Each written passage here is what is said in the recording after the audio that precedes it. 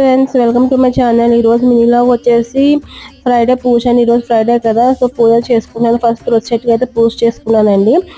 First తులసి చెట్టుకి పూజ చేస్తానండి Friday. ఎందుకంటే లక్ష్మీదేవి అమ్మవారు కదా, అందుకు తులసి చెట్టుకి ఫస్ట్ పూజ చేసి తర్వాత అయితే ఇంట్లో అయితే పూజ చేసుకుంటున్నాను.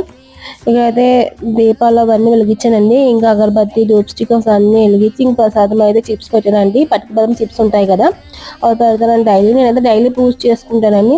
మంచిగా పూజ అయితే చేసుకుంటానండి. ఇక్కడ పూజ అయితే చేసుకుని అలానే హారతి కూడా ఇచ్చానండి దేవుడికి.